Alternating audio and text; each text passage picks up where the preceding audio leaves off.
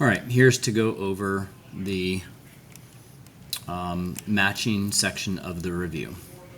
So first off, the one picture here that does not show 3 dimensions, only shows 2, is C.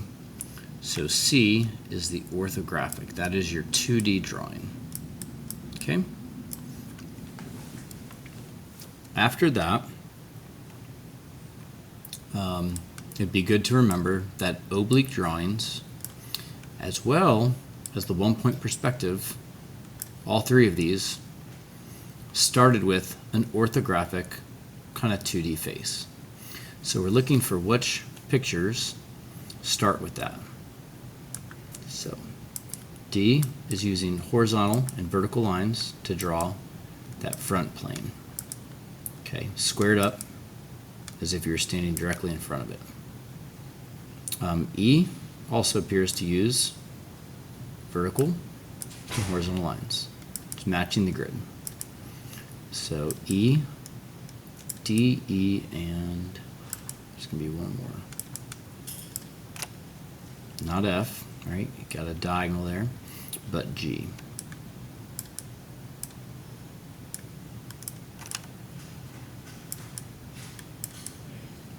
Okay, sorry for taking the time to highlight, but I think that'll help.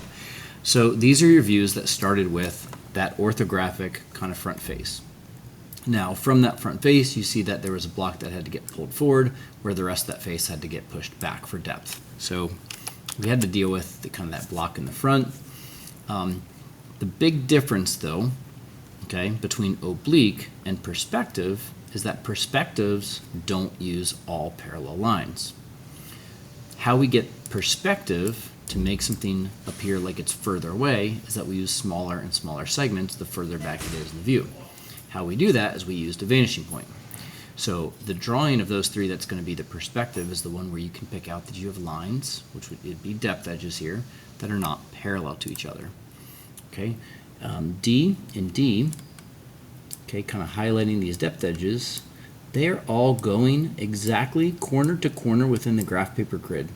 So since they're using the graph paper and going exactly corner to corner, that lets us know that they are parallel without even trying to extend them. I know they're not very long, but trying to extend them and decide if they're parallel or not.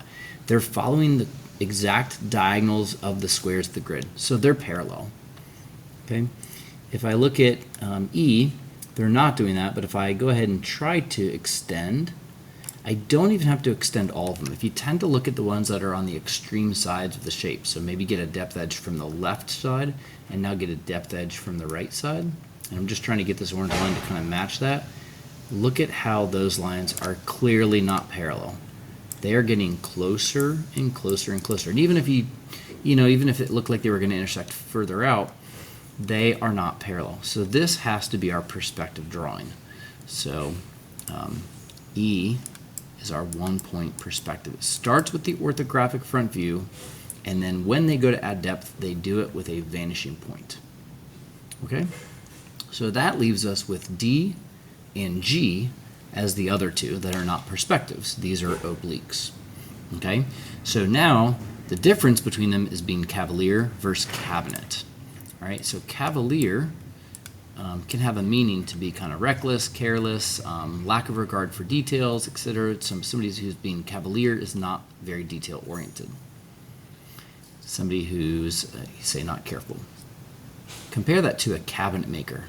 Your cabinets in your kitchen all have to be flush. They all have to be, the faces need to be aligned, the tops and the bottoms need to be aligned. Okay, a cabinet maker would be detailed and precise. So, in trying to make a drawing that looks realistic, we're going to say the cabinet is the one that looks more realistic versus the cavalier. Well, let's look at them. D versus G. G doesn't look as proportional to any of the other pictures in its depth edges. The depth just looked like they're really long. Okay? They do follow the diagonals again, so you can tell that they're parallel. But G looks the most distorted in terms of the depth just looking more stretched out. Okay? And so G is being cavalier in regards to the depth. So we say that they draw those depth edges at full length, which is not very realistic, okay? Because the orientation of the view suggests that we would barely see the depth edge. So the cabinet maker decides that doesn't look very realistic, and they cut those depth full length. I left off the word depth. Okay, half depth. So they cut those depth edges shorter. Okay, so D used one diagonal where G used two. So G is our cavalier, and D is our cabinet. All right, that leaves three choices left. So we've used G, we've used E, we've used C, and we've used G down below. Okay, so we've got three left. So we've got F, A, B. Now all of these look kind of similar to each other. One of them is an isometric, and the other two are perspective drawings. Okay. Now isometric, the key for an isometric, remember, is that we use that special graph paper, which I didn't use purposely here so you couldn't pick it out. All of the front, the top, and the right planes are kind of shown equally. But on that special graph paper, we would keep all of our widths along the graph paper. We'd have all parallel lines. Any depth edge, right? So every width is going to follow the width direction. Every depth is going to follow the depth direction. And then every height is going to follow the vertical line. Okay? So basically you're going to have all parallel lines. No lines that start to look like they're angling towards a point. So I don't know, can you look at this and pick that out? Do you see lines that taper? If you can't, setting a ruler down, you know, and kind of going from one edge to the next, the next, the next might help you. But again, looking at the extreme edges, like here, I can't go off the white, otherwise it thinks I clicked. I'm just trying to make that orange line kind of match there. So that's more on the right side. If I come up here to more the left side, okay, I'm just going to try to get, oh, it thought I clicked. I'm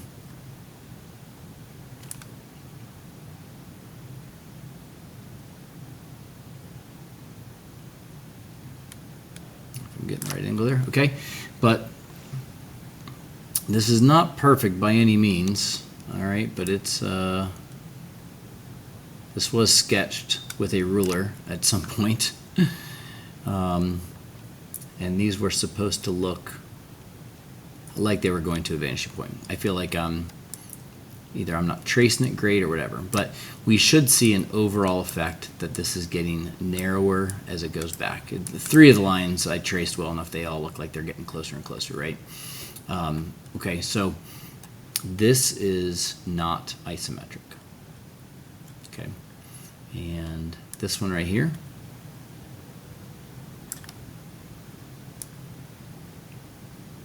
also does not appear to be isometric. So we'll come back and figure out 2 versus 3 point, but let's go to this one and see, does it look like we're getting lines that are more or less parallel?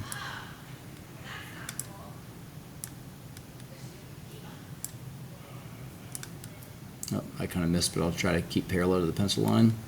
Let's see the pencil line. All these depth edges are appearing more and more parallel. Now, what about the other directions? Yep, so heights are a little easy to pick out on this one. They're all vertical, so that was easy. I don't see anything where those, you know, would look like they'd converge. And then the width direction is this direction right here. If I missed the line, then I just have to try to kind of stay parallel to it. But it appears that these are also parallel. So in F, it looks like it's isometric. Okay? One of the keys, you know, at first glance, this is just at first glance, is looking for the letter Y right here. Kind of looking at a corner, looking for a width that's kind of diagonally up and left, a depth that's diagonally up and right, and then a height that's vertical. Now you may say, well, I see that here, right, in these. Yes, so but that gets us on these three. I've had some students that have picked out an isometric that wasn't any of these. But those all start to look kind of isometric because of that letter Y, where the front, top, and right planes meet. It's then looking deeper and really studying the direction of lines to see, do we have directions that taper? Okay, so it was F that we were going to say is our isometric. So the last thing to decide is which one's the 2-point and which one's the 3-point perspective up here. Well, the giveaway between the 2 and the 3 often is the height. And if you look at the left side of this, of A, that height edge right there, that's supposed to be going from the bottom to top. It is not vertical at all. And then over here, this one is not vertical. It's kind of like that angle. Okay. But it looks like our heights are on a path to intersect somewhere down here. Okay, these height edges do not appear parallel. Compare that to B's height edges, and they are all vertical. Right, so all these vertical lines, those are all going to be parallel. If you can see that on B, that those are all vertical. B cannot be the 3-point, it has to be the 2-point. So final answer, B is the 2-point and A is the 3-point.